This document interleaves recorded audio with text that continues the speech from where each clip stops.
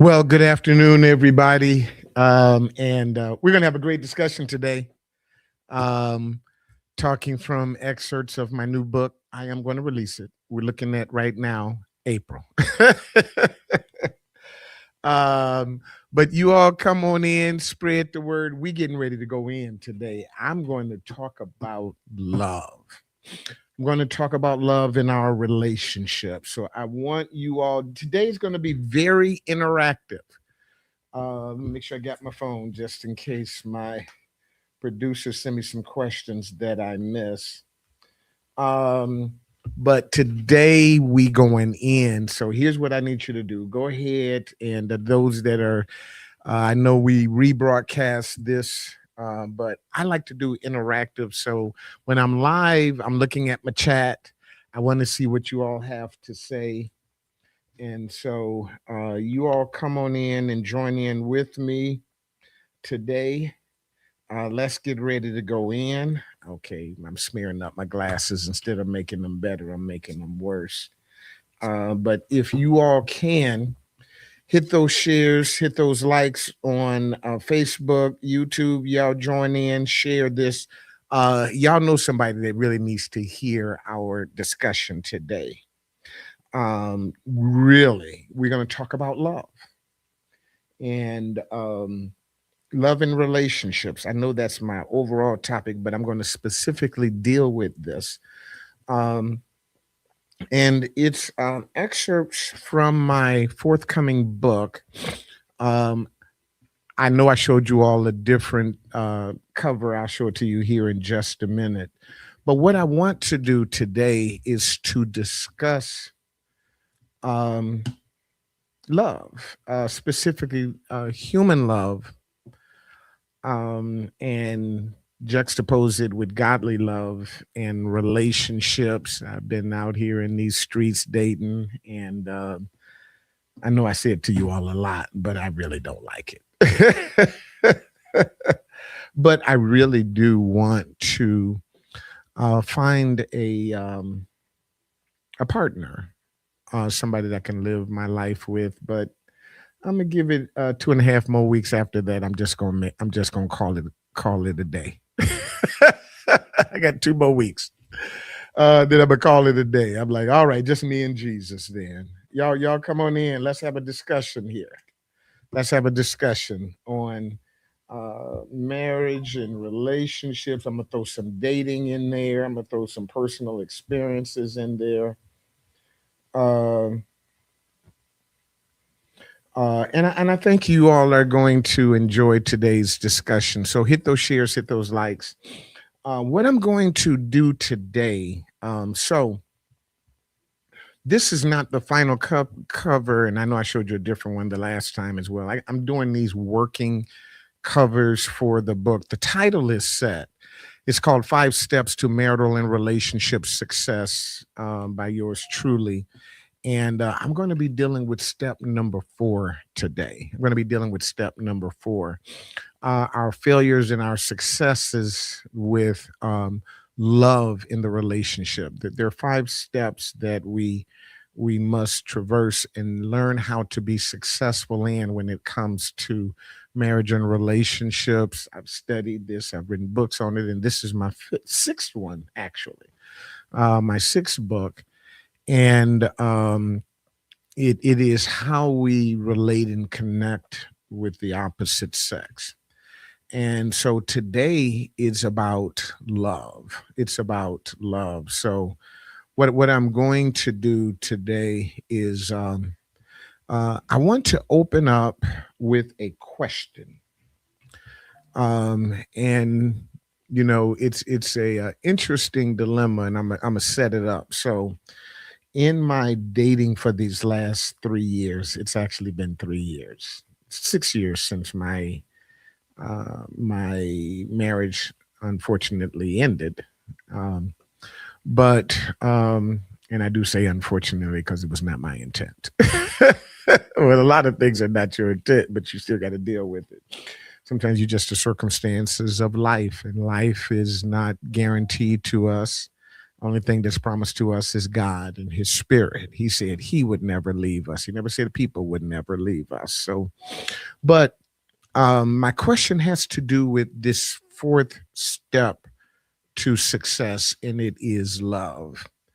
And as I was dating, I've met different people, and I had this question. And let me see if I wrote it down right. I want to say it the way I was thinking about it. Well, I got several questions I want to ask you all today. The first one is, how do you know when you're in love? Let me pose that to get us started. How do you know when you're in love? And whether you are in love, been in love, want to be in love, the question is, how do you know when you're in love? So I just want to get some feedback from you all, and I am talking about the opposite sex. This is a dating, marriage, relationship podcast. So I'm not trying to get deep. I love Jesus. I do too. But I want to know, you're out there. Maybe you're married, so you can jump in. How did you know he or she was the one? You're dating now and you're getting pretty serious and y'all talking rings and things like that. How do you know when you're in love? Is that what I put? How do you know when you're in love? So I want to get some feedback from you all. Y'all moving too slow for me. Y'all moving too slow. I'm gonna take a swig of coffee here. I make my own Starbucks when I want to save $100. You know, with that gas right now, oh my God, we got to save somewhere. How do you know when you're in love? That's my question. I'm looking, y'all. Excuse me.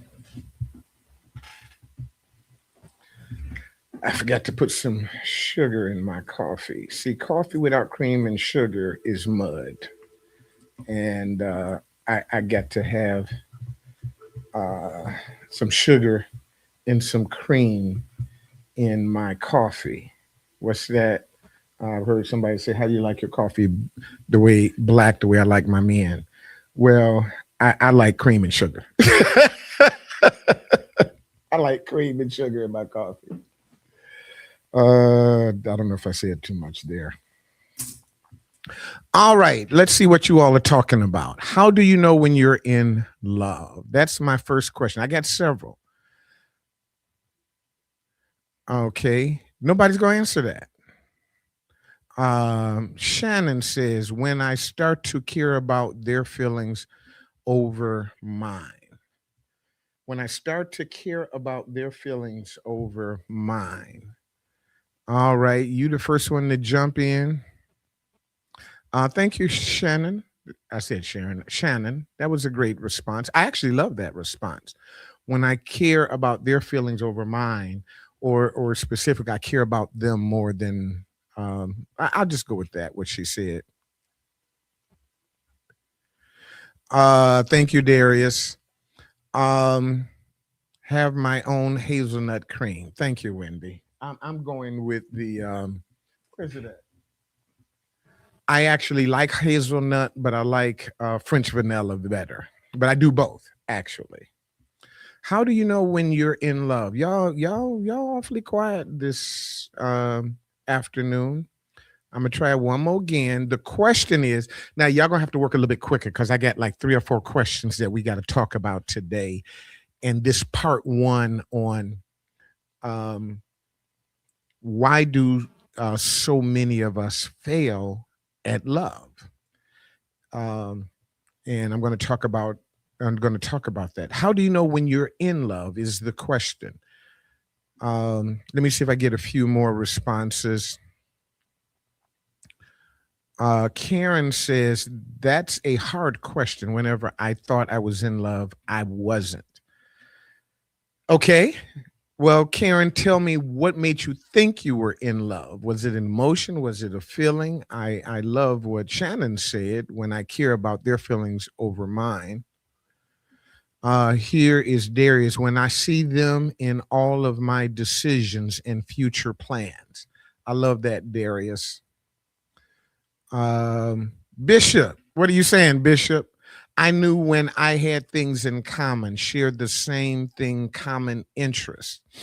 And I've probably, I know I've had a couple of pretty serious relationships. I've dated several people, had emotions and feelings for people.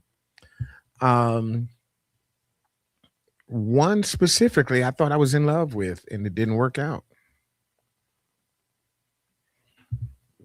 I actually asked my mama. I'm gonna tell y'all that in just a minute.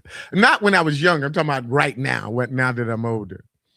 Of that this same question. How do you know? Somebody say when we accurately see eye to eye. So, Wendy, and I'm a mess with all of y'all answers here because these are some good answers. When we get on the same page, Wendy says the spiritual connection. Regina, I think there's Regina Original. The spiritual connection feels strong, and I think all of these are probably valid answers for you. This one here says emotions take over, probably moving too fast.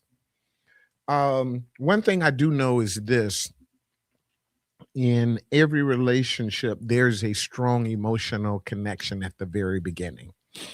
So is that love or not? How do you know you're in love? Um, I dated one girl for quite a while and I couldn't get there. So that was on me. I couldn't get to the next stage of marriage. And I literally asked my mama. I said, let me have asked somebody else. At my age, am I supposed to feel what I felt back when I was in my 20s when I met my former spouse? Because that girl right there, my former spouse, um, she was the one. Um, Long legs, beautiful hair, um, loved her complexion, her beautiful skin, uh, phenomenal body. Okay, Pastor, you talking about everything physical. Yeah, that's for most men. We're visual creatures. We got these eyes for a reason. And my biggest challenge is I have to, before I read the book, I got to like the cover. Did I show you on my cover of my book? This is a working cover. But before I even read the book, does the cover even attract me? So this is going to lead to my second question, though, but we're going to stay right there. 5 steps to marital and relationship success, and why so many of us fail at it. And specifically, I'm talking about the failure of why do we fail at love? Let me see if I get a few more. Y'all got some good responses here. Sherry says, when we connect on a mutual level towards both of us progressing towards our goals together, not just a feeling, but actions behind it. Powerful, powerful. Patricia, when I still wanted to be around them, whether we agreed or not. Whether we agreed or not. The outward appearance. Yeah, the outward matters to me. So I'm trying to figure out, does that make me shallow? No, I don't think I'm shallow, but I but it matters to me. So all of that being said, as we are talking about this thing and sharing, and I appreciate your feedbacks and comments here. I got a few more coming in. Y'all finally jumping in. When we respect each other's boundaries and communicate well, chemistry between us, emotional support, and being intelligent, and we share things in common.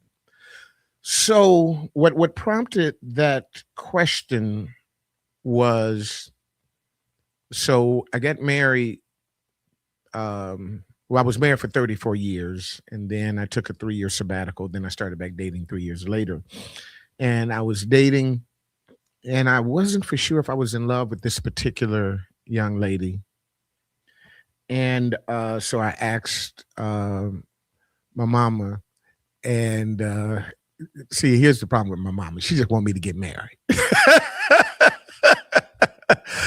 She just want me to get married. She just, they just feel like a man needs to have a woman. I don't know. But I knew I couldn't emotionally get there with this particular person. And so somebody told me, well, you'll know when you know. I mean, literally, they just told me I'll know when I know. And so I couldn't get there. And so we broke it off. And then I started dating this other young lady, and y'all, I knew. Emotionally, I was it everything that I was looking for was there. The way you make me feel, you really turn me on. You knock me off from my feet, shoes, something. I don't know. Whatever the lyrics go, it was all that. But whether it was cold feet or she didn't feel the same exact way, and it went on for quite a while, but that one ended up not working as well. And so the question is, if you have these different criterion on when you fall in love, it brings me to, and I love everything that you all said. One thing that, and I'm preaching about love, and I'm getting ready to start a new series on love this Sunday, as a matter of fact, and it's going to be based on a topic, this specific topic, but based upon a book. I'm looking for the book, and for some reason I don't see it. Um, I have my toolkit here, and it's called First Love. I don't know if you all can see that. This is a book. This is the workbook. I got the writing book, and I'm actually going to preach about that on starting this Sunday. Um, and it's based upon one specific passage, because at a point in my previous marriage, I was questioning how I felt about my spouse, because out of everybody who said and gave me their definition of how do you know you're in love, well, what do you do when you marry that person and you don't feel that love anymore? If you get married, well, I'm getting ahead of myself. I'm getting ahead of myself. But what I'm going to start teaching about is going to be based upon this passage. Nevertheless, I have somewhat against thee, because thou have left thy first love.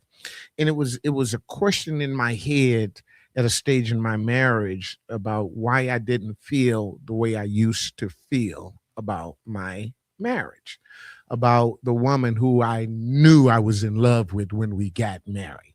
And I love all these responses that you all gave. So that's another question about people who are married and maybe you don't feel the way you used to feel about that person. And so God put me on a discovery, and I wrote a whole book about this, Revelations 2 and so. Nevertheless, I got something against you, because thou have left thy first love. So I was in love based upon all those definitions you all just gave me. However, I don't feel it now. Something has happened. Now, um, all of that being said, now this one I really need y'all help with. This one I really need your help with. So we already talked about being in love. I'm getting ready to mess some of y'all up. And here's the new question, the second question. I need some responses. Wendy said, yes, when I was, the girls wanted light-skinned men with good hair. Yeah, I get it, Wendy. All right, so this is my second question. Y'all got to help a brother with this one. Is it necessary to be in love to get married? Should you be in love before you get married? Is it necessary to be in love when you get married? What if you love the person, but they just, like, you love, but they like love? Is that good enough to get married? What if you love them, but they kind of like love you? You're a good person. I think you'll make a good husband. You'll make a good father. I think you'll always protect me. I like love you, but I don't love you. You look like you're a good provider. You working, you BMW black man working. You love the Lord. I think you will always be there with me. You'll never cheat on me, but you don't love. You like love. You have, because there's more than one type of love. Is it necessary to be in love to get married? So look at this. Reginald says most definitely, and Jesse says no. Two men. One says most definitely. Another one says no. You don't have to be in love to get married. I think we're gonna be all over this place. Nicole says yes. Wendy says no. Um, Shannon says love can grow, but it's easier if you love each other deeply and are committed. Rare traits. So if you're not there yet, Shannon, which I wasn't, and I decided to end that particular relationship, I was in the opposite situation where I loved this girl, but I think she loved me. And so we ended up breaking it off. So you should definitely, Tony says you should definitely be in love. Here is T Jimmy. I think that's somebody Ross. It it is not necessary to be in love to get married, but there must be mutual respect and mutual commitment to the marriage. I love that, Ross. Darius, I believe so. I think both should be equally yoked in the love for each other, if not anything else. If not, I believe you may be settling for the potential. Well, you are hoping on the potential now, because if one of you are like loving and the other one is love loving, then somebody is praying that the potential show up. Which is an interesting thing, because I always tell people, you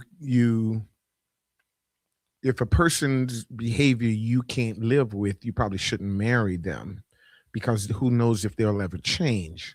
You have to say, does the good outweigh the bad? And if it does, can you live with the bad? And if you can, then I think you should get married.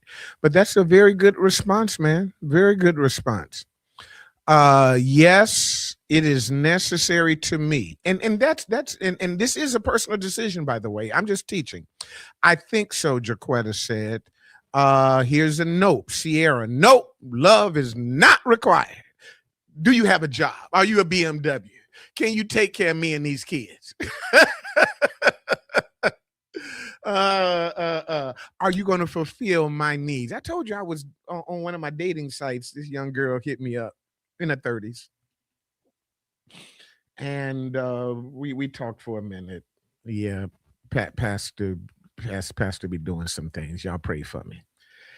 And she just came right out and she said, "Can I be honest with you?" I said, "Absolutely." I said the story before, but y'all act like I didn't say it. She said, "What I am looking for is a man that will take care of me financially." And then she gave me the exchange. She said, "In return, I will provide for him emotionally, physically, and sexually." I said, "Well, look at here." She didn't care about my age. Can you take care of sister? And I said, I responded and I said, all those things that you mentioned, to take care of me emotionally, physically, and sexually, I do want those things. That's just not what I'm looking for right now. I want those things after I get married. Y'all ain't gonna work with a brother in this place. So the question is still out there. Is it necessary to be in love to get married? So let me talk historically. I want to deal with that. Let me look at a few more of these responses before I jump in, because y'all got me now. Y'all in here now. Jaquetta says no. If the intentions are clear, the beginning, then go for it. But I think being in love is important. Here's Jess again. Love is patient, is kind. Love is developmental. Jesse, you need to come on. I need to Jesse, hit me up. I may need you to be one of my guests one of these times. I love that response. Uh, uh, Kiera, I also believe both people have to be on the same level uh, in order to grow together. Tanisha, I've done it both ways, and hands down, being in love before you get married makes it easier in so many ways. Wendy, I feel sorry for someone because I felt sorry. I see them fall in love and marry for the wrong reasons. Then the covers were pulled off. That does happen. Love is not going to keep the relationship. Learn the hard way. And that right there, Stephanie, is so important because I think people feel like as long as we're in love, you better come over already potent. Sierra, I don't know what that means. Marriage is a secondhand emotion, a business agreement indeed. All right. One last one. At least she was clear and honest. Yes, she was, Jesse. At least, and I like that. I don't play games. I don't want nobody to play games with me. I don't do the whole game thing. Listen, I'm telling you, I'm a grown blank man, and I'm here for this reason. I'm gonna tell you right up front. I'm not trying to kick it. I'm not trying to hit it. I'm not trying to just get in and get out. Nope. I'm looking for long term. I'm looking for somebody that I'm going to spend the rest of my life with.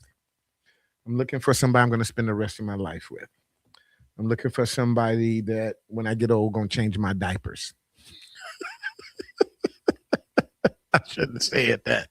I might be reminding y'all that I'm a little bit old. Or at least change my diapers, or at least hire me a nurse. I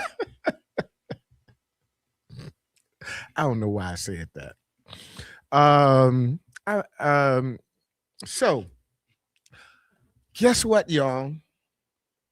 Historically, people didn't get married for love. Now, I know we read about Jacob loved Rachel, but historically, people get married when they were teenagers and they didn't have a clue. Somebody said to me that we need to get married when we're older, like when we'd been through some stuff in our 30s or 40s. I said, you do know Mary and Joseph was teenagers, right? And that historically, soon as you got your period, the man down the street brought your daddy a cow and you went off and got married. It wasn't no love there. It was no love. That is not only is it historically, it's biblical.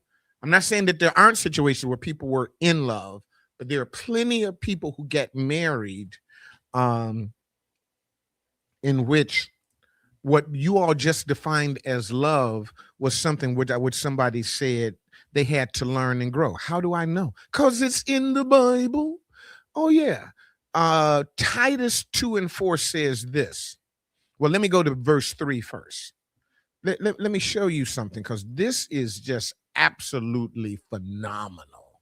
And I want you all to see this for yourself as we talk about is love necessary in order to get married. Let me put this up and see if this will come up the way I want it to.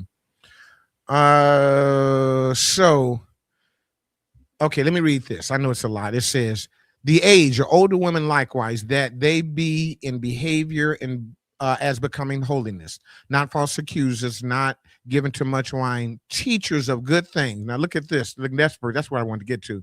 That they may teach the young women to be sober, to love their husbands, to love their children.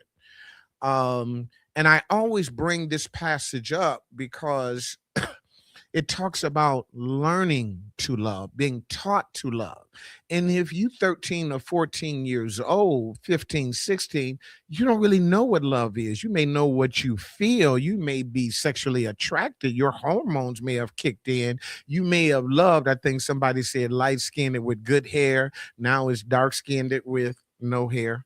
Okay, I do qualify for anybody looking for a BMW black man working with a bald head. Stop, Pastor Will. So I actually am, even though, and this is dichotomy. I didn't move forward with this one young lady because I couldn't feel it, but I wanted to move forward with another young lady because I knew what I was willing to do for her. And so there is the dichotomy, but she probably didn't feel the same way about me, would be my perspective. Maybe it was cold feet, maybe it was the distance. I don't know. But at the end of the day, um, I don't know that our modern definition of love is absolutely necessary because of something somebody else said earlier on this conversation. How many of y'all have been in love with the person that was in love with you and y'all are not together after a broken heart and a broken marriage? So it started out with both of us being in love. That's why I wrote the book. The first book I wrote. I got it. You've left your first love. I believe that being in love is important, but I also believe that it won't make the marriage work because I'm a living example of that. I am proof that my marriage failed, and I know I love that girl. Both outside and inside. We was ride or die. She was ride or die. We built a life together, brought two children and raised two children together, built a ministry from the ground up, became successful, going all over the country. And we failed at love. We failed at love. I don't know who fell out of love with the other one first. I don't know, but we fell out of love so much so that I even wrote a book. And I'm going to start talking about that this Sunday. Even though it's talking about spiritual love, I believe that love still works the same way. God says, I got a problem. You've left your first love. And so um, on this journey, everything that you all said, I'm struggling with it because I'm trying to decide: do I have to have that wake me up in the morning? I hear the angels playing the harp. That I just can't wait to talk to you again and all of that stuff. That's what happened with my first with my spouse, with my former spouse, and it is what happened with another young lady that I was dating. The skies parted. I saw the rainbow. There's a ribbon in the sky for love. Is that a song? And I saw the ribbon in the sky, y'all. Is that a thing? Ribbon rainbow? I don't know. And and I thought I would be married by now. No, seriously. I had my plans. I was getting married this spring. I was getting married this spring. And and the bottom fell out. I was getting married. So uh I often say, boy, this thing is so complicated. And but I am convinced that love is great. And I'm talking about human love, I'm talking about emotional love. But I do believe that you can grow in love. I believe that you can fall in love, which is what most of us do. We wait till we fall in love. But I believe that love can be developed. I believe that love can grow. I believe that, and what happens with many couples is they fall in love, but they don't grow. Let me say that again. They develop the euphoria, the emotions. They like the attraction. They like the physical aspects. They love the body. They love the idea. They love the concept. They feel each other and then they become intimate. That's going to be the fifth thing that we're going to be addressing in the book, The Five Stages of Marital and Relationship Success. And that is our level of intimacy, because all of these things we can fail at. We can fail at everyone: spiritually, physically, emotionally, love, and intimacy or sex. We stop, we fail. I've talked to couples right now, um, and they're still married, but they ain't having sex. And yeah, I'm sitting there looking at them. I'm like, Ninja. I just have to keep holding on to that long pillow for 6 years. I digress. Thank you, Sierra. Sierra probably didn't read one of my books. She said, "Falling in love is easy. Staying in love is tricky." Raphael Sadiq. How about putting Pastor Will next to that? Pastor Will didn't say it that too. Falling in love is easy. How about I change it, Sierra? You put my name next to it. Falling in love is easy, but climbing in love is work. How about that? Climbing. See, anybody can fall. This easy to fall. But to go up, you got to pull, you got to strategize. Anybody ever did one of them climbing the wall things?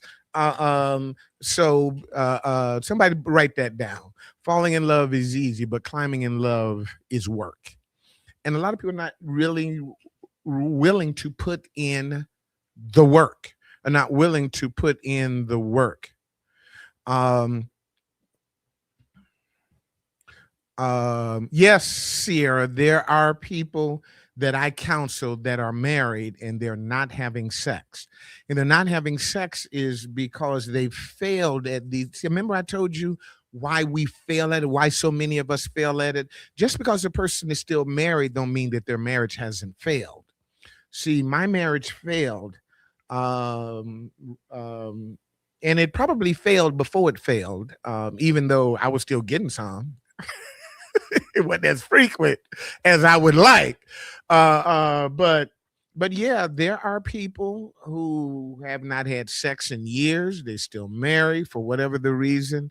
Jesse said, "No sex, the devil." Jesse, me and you in the same corner. I'm trying to tell you, man. Me and you simpatico. Me and you simpatico. Listen, at my old age, I praise God for them little pills that they made. That was from Jesus. Them pills that they make right now, them little blue pills. I don't care what nobody say. Jesus died on Calvary. Pastor Will, don't do it. Don't do it. Uh, so that he'll come up with some blue pills just for me. That's love. Okay, stop, stop, stop. That's love. um, so all that being said, when I do finally find the girl and I'm dating, and that's the one I'm gonna put my order in extra early because Jesus died on Calvary. Okay, stop, stop. Okay, y'all don't like Pastor Will. Y'all don't like me, but um but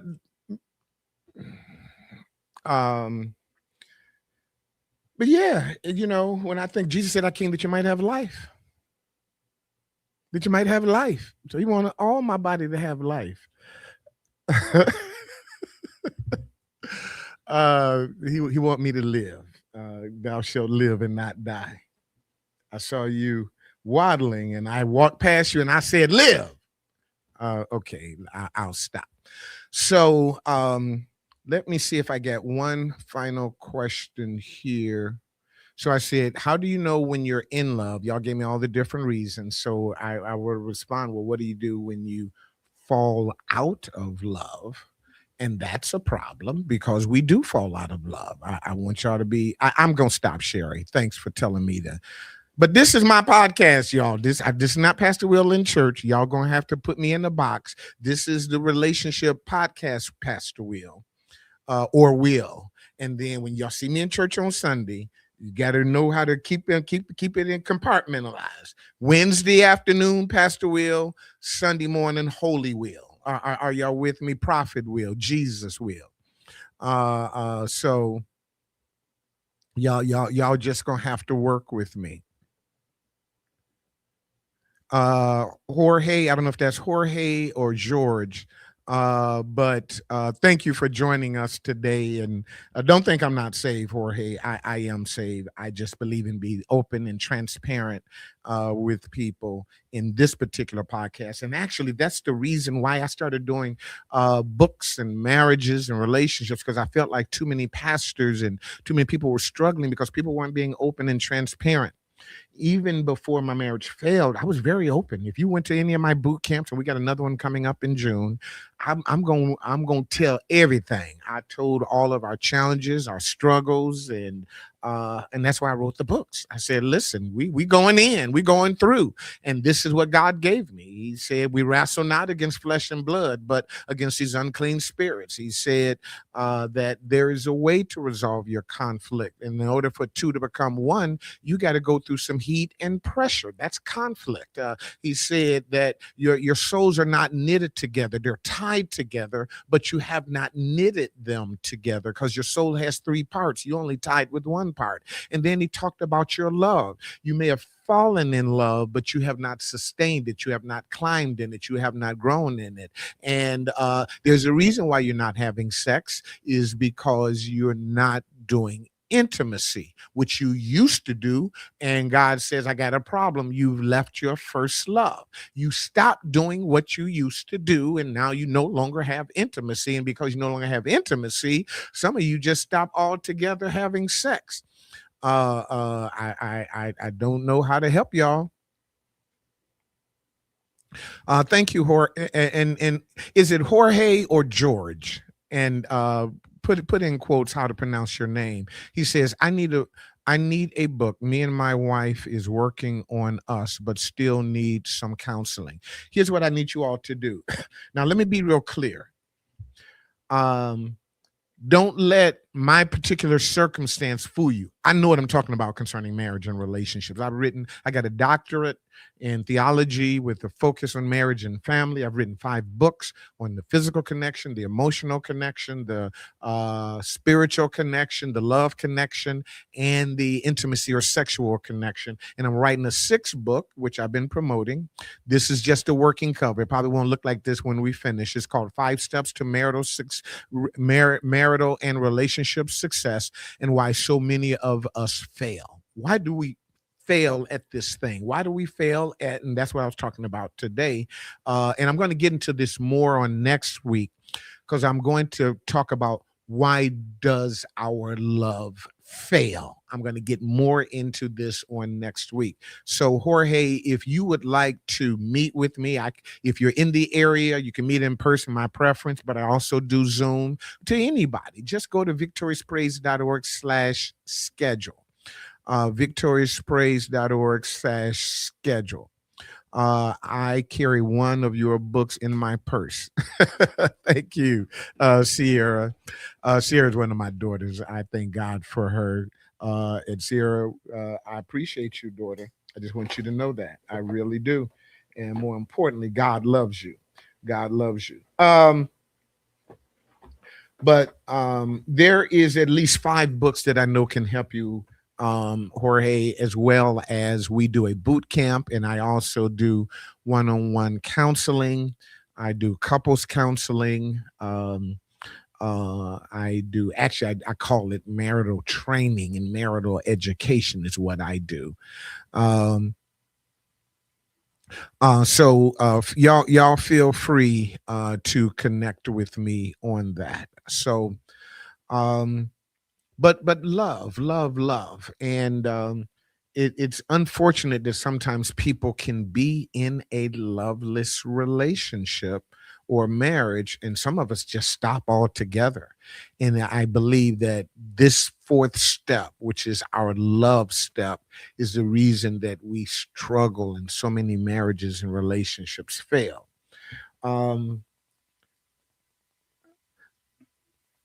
I'm not going to get into it because I'll just wait until next week. So, what questions do y'all have for me today? What questions do y'all have for me today? I'm going to take the last couple of minutes to answer any questions. Uh, if they're personal, if I feel comfortable answering them, I will. If not, I'll just say no, I'm not going to answer that one. But this is the book. Um, that I wrote called First Love, True Love, Best Love. I'm going to start preaching from excerpts of this starting this Sunday. It's my next segment. I've been talking about love all year long. And this one is called First Love, True Love, Best Love. It is both a natural and a spiritual journey on this thing called love. I got several love stories in here, but I talk about it from both a spiritual and a physical component. So what questions do y'all have for me? Let me see if this is a question from Kiera. No sex before marriage. When they don't wait, it's a problem. And Kiera, I'm not for sure the perspective that you're making here, but I will address that. Sex before marriage, no sex before marriage. Here is my thing. Um, I was in, even though I'm older and in that, I was determined, and I'm not claiming to be this perfect person, but I was determined to save sex for after marriage. And one thing that I can tell you is that when you really want to spend the rest of your life with someone and they really want to spend the rest of their life with you, and you make up in your mind you're not going to have sex, you can hold it and say, this is something that I want to do after marriage. Um, I've had different women come to me, it's daughters of the ministry, and they were nervous. Well, I'm dating, but what am I gonna do when he want to have sex? And they were fearful. And here was the fear. The fear is that if I don't give in to sex, then he will break off the relationship and or go have sex with someone else. Well, let me just say this. And if you all have any other questions, please jump in. We're talking about love. And so since I saw this sex thing come up, here's what I would say. If a person would leave you because you refuse to have sex with them, I think it would be nice to know that before you marry them. If a person would go out and have sex with someone else because you not giving it up, I think it's important for you to know that before you marry the person. And I know we're talking about love and this and that, but at the end of the day, people can keep their drawers on. They can keep them panties on. They can. Um,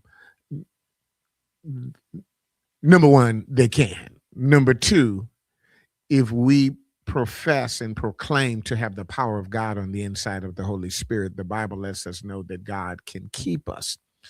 Now unto him that is able to do exceeding abundantly above all that we ask or think. So you can ask God for help in this area. And so this is something that you can insist upon. And then you got to be a man or a woman to also know your limitations. You also can't put yourself in certain situations where you can't put fire in your bosom, the Bible says, and not get burned. So you have to keep that in mind.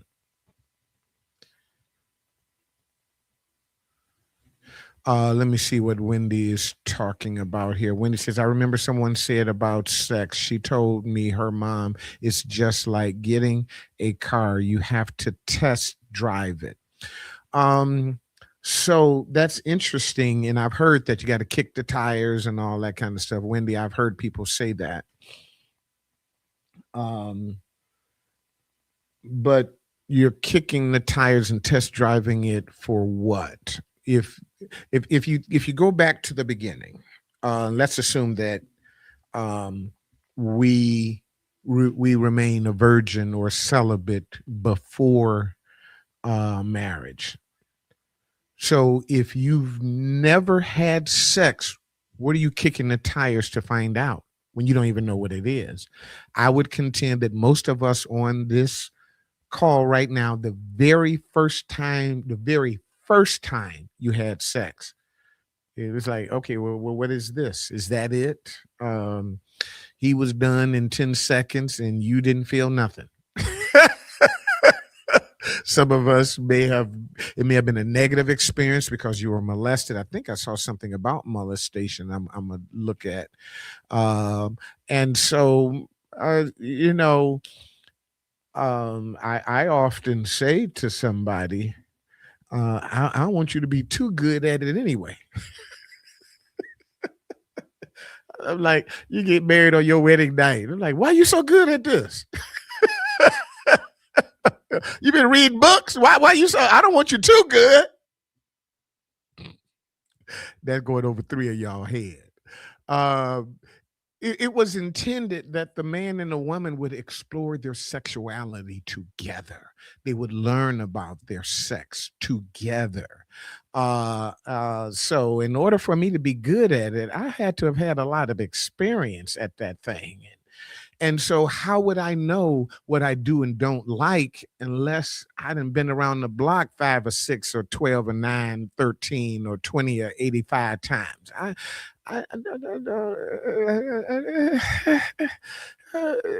Why you so good at this, baby? Why you so good at this? I want to be too. I want you to be too good. Let's learn this stuff together. Me and my first spouse, we learned together. Are y'all with me? We learned together. So there's no need to be testing stuff out and kicking it around. Do you work? Yeah. Do you work? Yeah. That's all I want to know. Do you want to have sex? Some people, especially when you get to my age, I've heard people get married and find out after the marriage that the ninja was impotent. I'm like the devil. When one person said they had to get the marriage annulled because he hid that. Uh, um, so when you get older, you need to ask them questions. Are you able to perform that which concerneth me?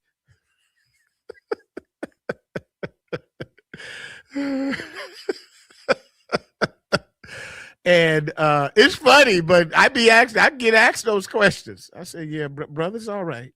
We good. We good here. But you shouldn't know that.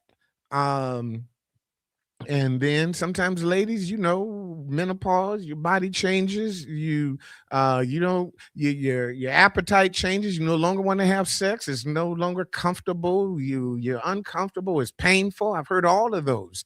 And so a brother needs to know, okay, are we going to be doing something or not? So yeah. So we can talk about it, but I don't think we need to kick any tires around. I don't think we need to take it around the block and just to make sure. Especially if both of you love each other, then you're going to be having sex to please the other person, not to just please yourself. But I think you should have those conversations. I think you should have those conversations. Jorge says being molested growing up plays a big part in your life as an adult. I agree. And so these are conversations that you must have. And so, because when I marry a person, I marry their past, I marry their past experiences, I marry their issues, I marry their struggles. Here's another comment. I'm struggling to find the desire to date again. Maybe I protected my peace for too long. I've been going back and forth with that, Shannon, as well.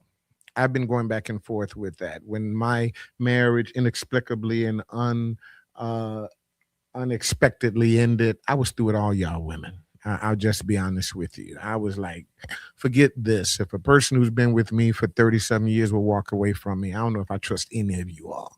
And I went through that. I went through that all women are, well, y'all say all men are dogs, all women are alley cats. Is that right? I don't know. I'm just making stuff up. And I felt that way for a minute. And even now, I don't even like the idea of dating. I hate having to go through that. But I do it because I know that I'm not called to be single. I may end up single because that's my circumstances, but I know that's not what God has called me because my body let me know, no, you ain't called to be single. So And here's what I would say, Shannon, and thank you for sharing that. Um, we don't have to protect our hearts. The Bible says, and listen to this, Shannon, Philippians 4, verse 6 through 8. Study that intensely. And sometimes you need to go through a healing. I had to go through a healing process. And I call it the 4 stages of healing. God took me through it. Now I train others and teach others how to go through that healing. But one of those stages is Philippians 4 through 6. It says, be careful for nothing. That means don't stress, don't worry, don't have any anxiety, but with prayer and supplication, with thanksgiving, make your request known unto God. I know you've been hurt. I know you've been broken. You've been through some drama, people playing games. Maybe you got your heart broken. But then the next verse is the key to this. He says here, and I'm almost done. I'm almost out of time here. The Bible says, and the peace of God, which passeth all understanding, shall keep. That word keep means protect your hearts and minds. God's peace will keep and protect you. Let me say that again. And the peace of God, which passes all understanding, shall keep, guard, protect your hearts. We don't have to protect our hearts. We just have to have a relationship with God and let him protect our hearts. Does that mean that my heart won't be broken again? No, it doesn't mean that.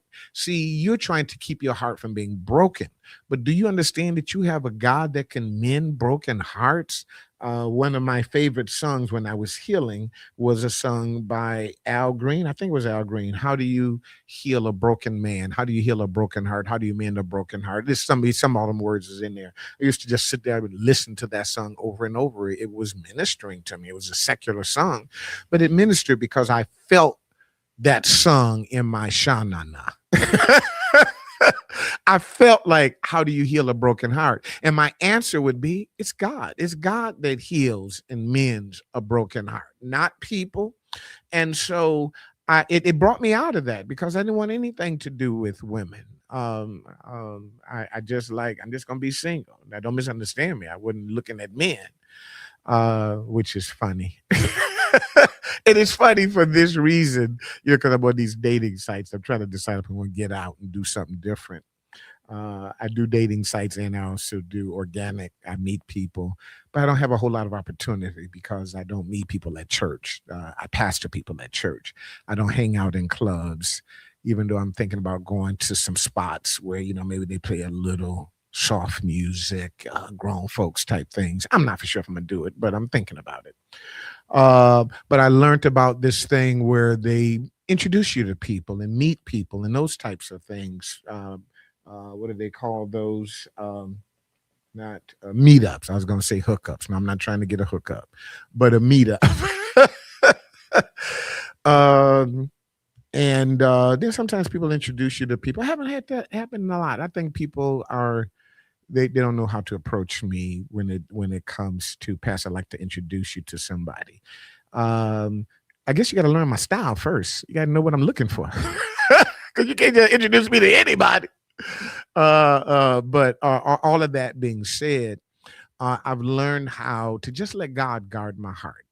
When things don't work out, do I get a little depressed? Yep. When somebody says I'm not interested in you, does that kind of weigh on you a little bit? Sure.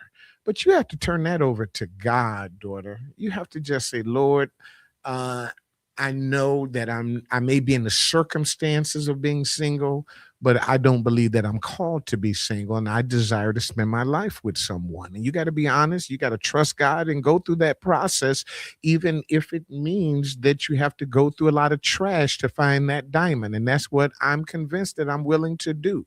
Just go through that crap, go through that trash. If you find the love of your life, won't you think it's worth it?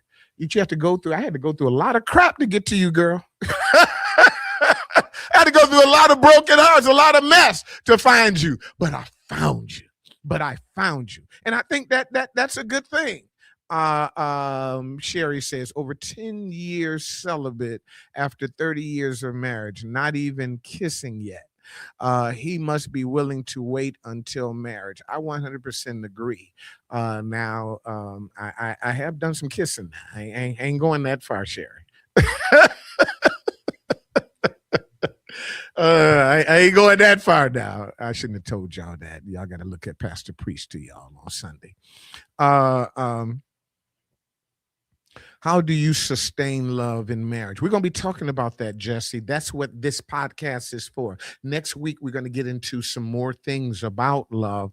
And also, simultaneously, and it's just coincidental, I did not plan this at all. My boot camp relationship podcast is totally separate from my preaching on Sunday. It just all coincided because I literally started this podcast at the beginning of January talking about these 5 steps to marital success. I happen to be on 4, but I started talking about love on preaching on Sundays, and we just happened to actually collide together where I'm going to be talking about love in the boot camp. I'm going to be preaching about this specific book on Sundays called First Love, True Love, Best Love. If y'all want to get a head start on it, go to victoriouspraise.org/store and look up First Love, True Love, Best Love. That's my 4th relationship book. I'm writing number 6 right now, but that's number 4. So please feel free. We're going to be talking about that. And so